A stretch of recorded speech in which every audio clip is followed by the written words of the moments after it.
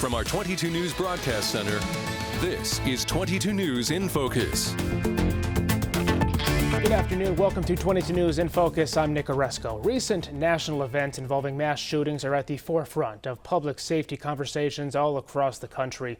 While politicians, community leaders, and medical organizations debate the issue, people who deal with children and teens are facing the dilemma of kids struggling with fear and anxiety.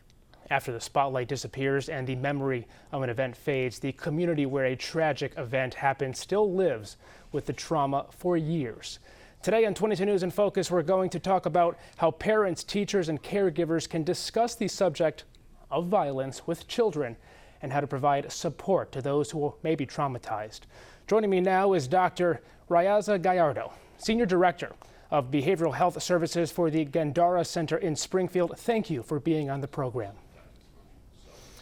Well, parents may try to protect their children from information involving school shootings and other violence. It's getting harder with schools practicing lockdown drills and social media sharing. Now, these tragic events have led to feelings of lost trust and created anxiety, depression, and fear for some children. So at what age should parents address the possibility of violence in schools and other public places? Thank you for inviting me for this very important topic. I think that violence is something that parents cannot wait to actually talk or discuss with their children.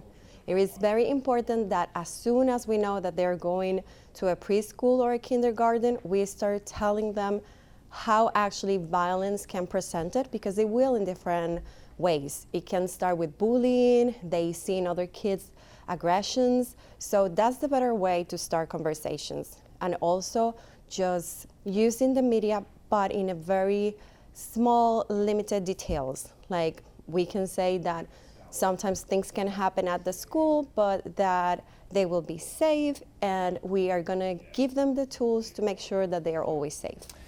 Right. Are there age-appropriate ways to discuss school violence and to reassure that school and homes are safe and that adults are there to protect them? It is very important always to let them know that the teachers, the social workers, all the staff that work in the school are there to protect them. So this needs to start when they're early, and they need to get to know the people who work in the schools, and they need to make sure that they feel confident with them. So it is very important that parents go to the school and the kids see that they're actually communicating with their teachers. And it's very important the behavior that the parent has in the school, because if the kids see that mom or dad is connected to the director or the people who are in the school, they will be safe talking to them as well. So there is no age. As soon as we can, we need to engage them in this. And for parents and kids as well, how important is it to maintain a regular routine? Routines are very important, and they're always good. This allows them to understand what they are supposed to do. They will start seeing normalizing patterns, and when something is off or different, it will be helpful for them because they will recognize it and they will know how to act faster to whatever situation is happening. Parents, of course, have a big job in itself, but should parents be aware of the school's safety plan and discuss it with their children? 100%. It is very important that we know this, and it's very important that we talk to them about this. Safety plans are not only for the protection of things that are mentioning right now, like the school shootings, but it's also about fire drills. It's also about what happens if there's a different activity, like the tornadoes that happened once, like 10 years ago. So it is very important that they know that things can happen, but that they are safe and they have ways to protect themselves. So in the classroom, in the school is one thing. What about the safety plans at home? You know, such as keywords, a meeting place, or a trusted adult to go for safety? Yes, safety concerns are it's very important, right? We need to make sure that we let them know how to be safe and how to protect themselves. So it's more about if you feel like you need to talk to me, but you're not feeling secure, they can actually have a safety word like my stomach hurts, or they can have phrases as well that will be easier for moms or dad to understand. Also having a place to gather, like if you're coming from school and you see that I'm not responding, you can wait for me at the neighbor's house, or you can wait for me in the front porch, or things like that. That's also very important, yes. Definitely. Schools and law enforcement encourage people that if they see something to, of course, say something. Some children might be afraid to report someone or an incident because they don't want to get their friend in trouble. What are some ways to empower children to take an active role in school safety and, of course, in their communities? When I used to be a therapist for children, one of the main things that I teach them and their families is learn to know your body. Because when something is happening around you and you don't feel comfortable, then is the time to actually say something. So teach the kids that if your tummy hurts, if you're seeing something that is making you feel maybe with nauseous, or you feel like shaking or nervous, if you feel like there is some type of secret that should not be a secret, that's the time when you actually want them to talk to you. All right, well, always great information there. When we return, we'll learn about some mental health programs designed specifically for children and teens. You're watching 22 News in Focus.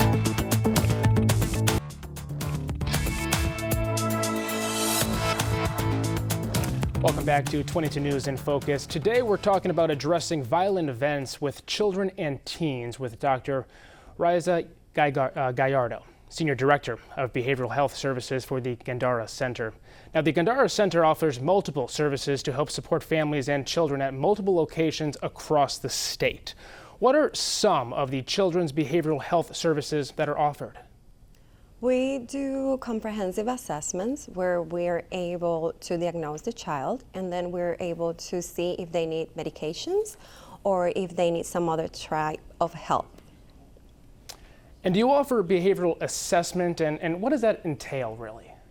We usually use to explore the client's strengths and the needs that they have, and then with that we work to create a treatment plan that will go to cover their needs or the areas where they need to learn some coping skills or they need to develop some other type of resilience.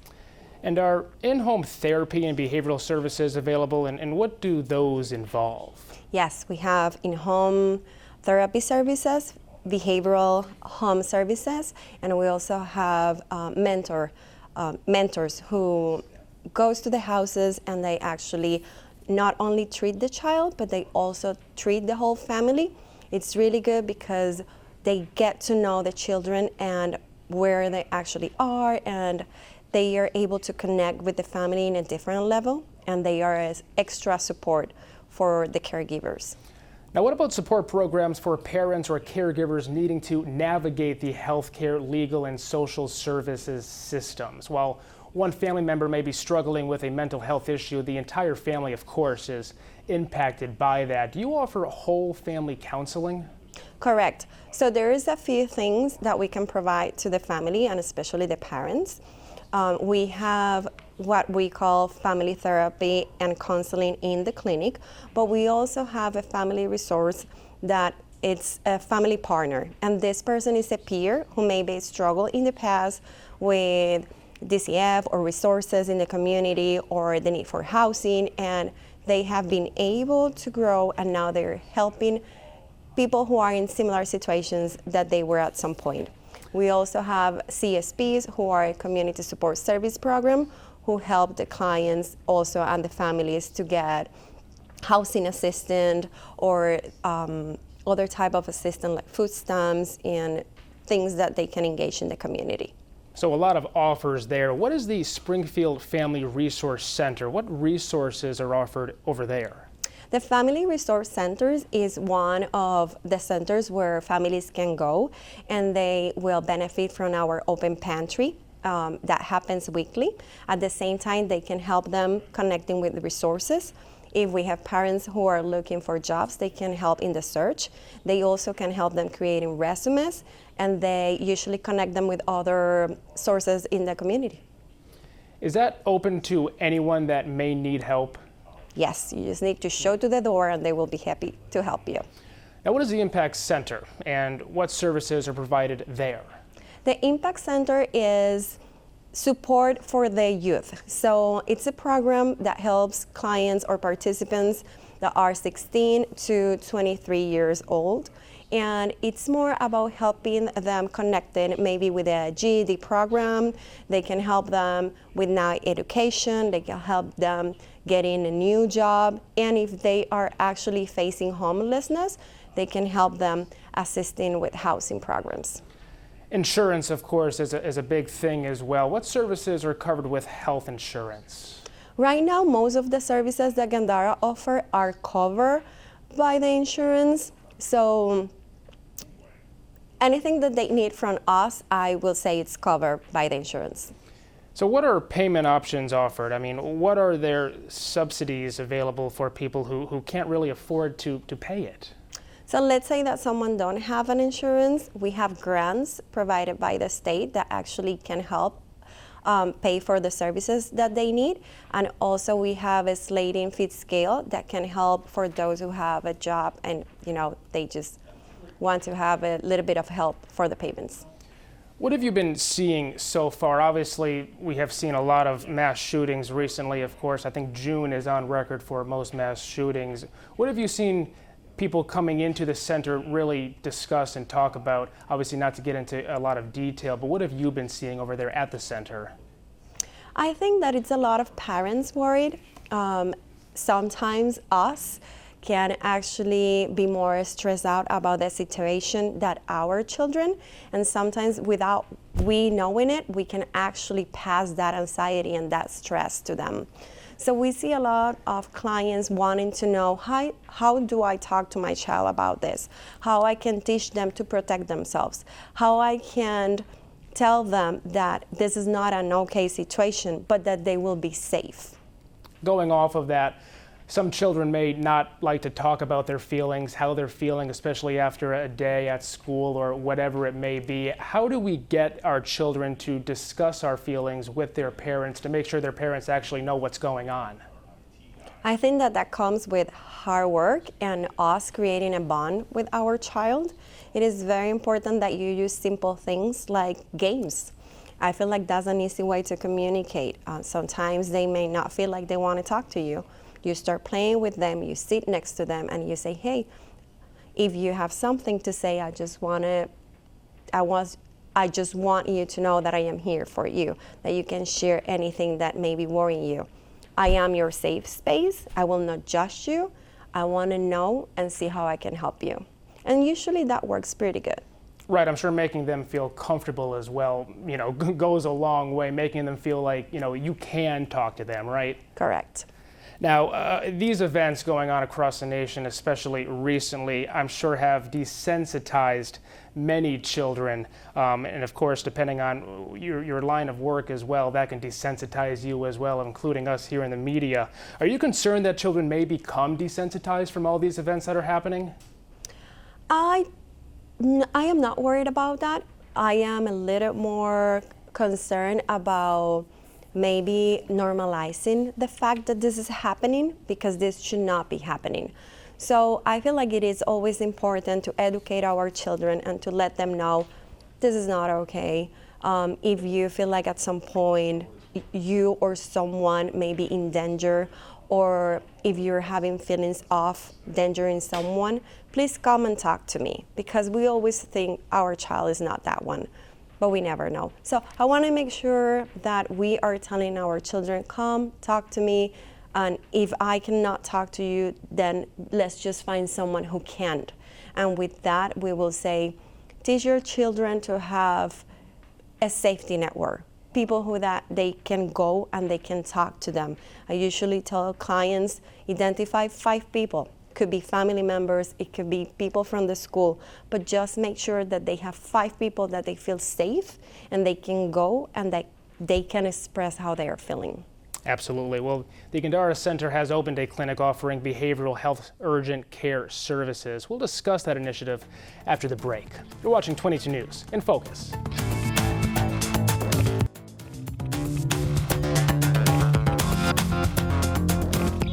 You're You're watching 22 News in Focus. Today we've been talking about how to talk to children about violence and how to help them deal with the trauma with Dr. Raiza Gallardo, Senior Director of Behavioral Health Services for the Gandara Center. COVID-19 has been challenging and for some has impacted their mental health. With the pandemic in its second year, more people are realizing that they or a friend or even a family member may be struggling with depression, anxiety, and substance abuse. Mental health providers across the country have been seeing an increase in demand for these services. The Gandara Center recently opening a new clinic offering behavioral health urgent care services. So why did your organization feel the need to open a clinic such as this? So I wanted to start clarifying, we did not open a new clinic, we just expanded the hours of the clinics that we have. So we used to work 8 to 5, and now we're open 8 a.m. to 8 p.m. to make sure that the community can come at any time, and then we can provide a faster service. This is an urgent care, so they can come and they can be seen same day or the next day. We also are opened during the week, but on every second weekend of the month, we are also open 8 a.m. to 12. So with this expansion, how is it different from the other things that you guys do offer over there? I think that one of the most important things is that people don't need to wait. There was a problem during the pandemic where people were calling trying to look for help, and everyone has a waiting list. And with this urgent care, we have been able to decrease the waiting list to technically none, because you will be receiving rapid access, same day or next day. Are those expanded hours, obviously the facility itself is not new, it's been there, but it's expanded. Are those hours expanded as well? Yes, so it's 8 a.m. to 8 p.m. We usually do, in the past it was 8 to 5, so we have some extra hours during the nighttime. Who is on staff there? Is there extra staff that you guys have brought in to make sure that you can fill the needs of anyone who may need it? We do. We have several supervisors who are clinical licensed. We have 17 different clinicians level, master levels or doctors level, which is really important and interesting. We also have 3 prescribers and we have a psychiatrist on site. Now, is it open to anyone who may be having a mental health crisis? Who can actually go there and visit and talk to somebody who, of course, again, may need the help? Anyone who feels like they need to talk to somebody is a great person to come. I wanted to say that a lot of people have a stigma over the ones who decide to look for help, especially when they're not feeling well, when they're feeling sad, when they're having a lot of anxiety. And it is time to normalize coming to the mental health services like we normalize going to the ER. It is very important that you look for your help for yourself, and looking for help is actually something very smart. It's the best decision that you can make for yourself. Yeah, going back to opening up and talking about and discussing your feelings, we talked about children trying to open up and get them to talk. What about adults? I mean, they have the same problem as children do. Some don't want to open up and talk about what is actually going on and admit that they may need help. Correct. So every experience will be different. I think that the first step is to get in there.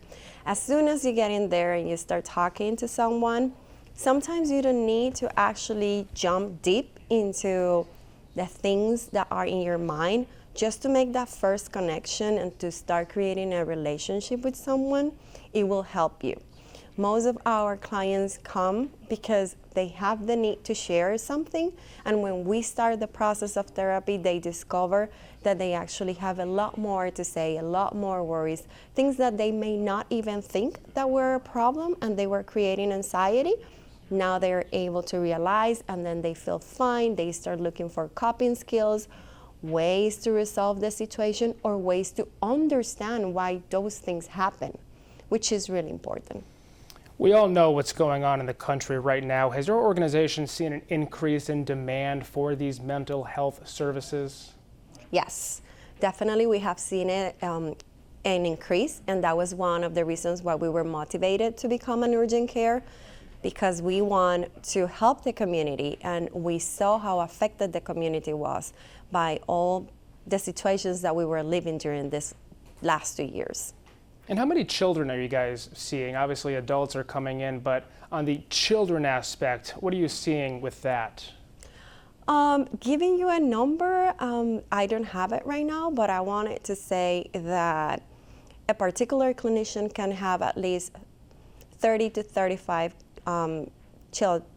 child or children in their caseload. So we do have a huge number of kids coming to the clinic and looking for services. So that number, 35, that's a lot? Well, it's 35 multiplied for the 17 clinicians that I have. So yes, it is a lot. We can say that we have more than 300 children that are looking for services. And this is me talking about the outpatient clinic. If we think about all the other ones that we have connected to the Impact Center, that we have connected to in-home therapy services, that we have connected to the behavioral services, we do have a huge number of kids.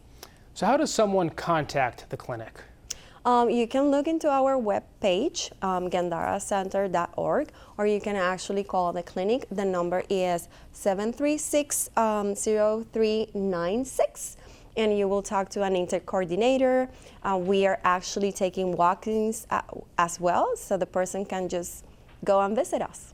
All right, great information. We'll be right back. You're watching 22 News in Focus.